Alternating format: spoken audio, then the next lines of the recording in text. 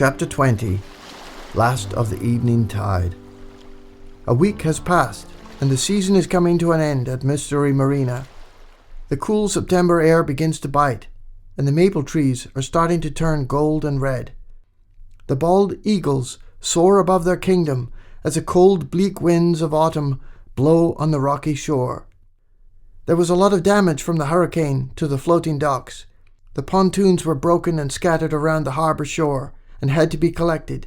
It was a big job. It is too late in the year to put the docks back in place, so the pontoons were taken up and stored in the boatyard for the winter. The restaurant also has damage to the outdoor deck and pool, and some of the repairs will have to wait. Gio will really have to consider his business plan for next year. Theo has already returned to New York. Inside the restaurant, things are pretty quiet, except for a few of the local regulars. Luke and Charlie are there, and some of the staff have been let go. Fontaine and Dakota, along with old Tommy, are hanging around the bar, but things are not the same. The place is dead, and they discuss their uncertain futures. Changing the subject, Fontaine asks, "Has anyone heard any news about Holdout?"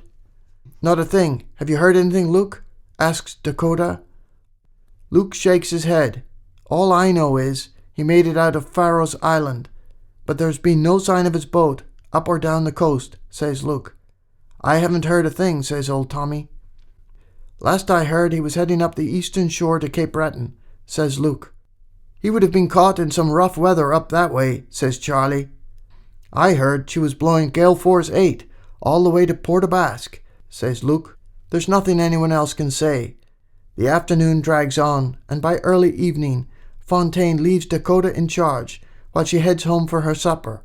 She gets in her silver sedan and drives out the gravel road to the coastal highway and heads home. A while later, back at her parents' home at Mystery Lake, Fontaine and her parents have just finished dinner and are discussing her future. The front doorbell rings. Someone is at the door. Please sign up to access the rest of this audiobook for free and experience the wild coast of Nova Scotia.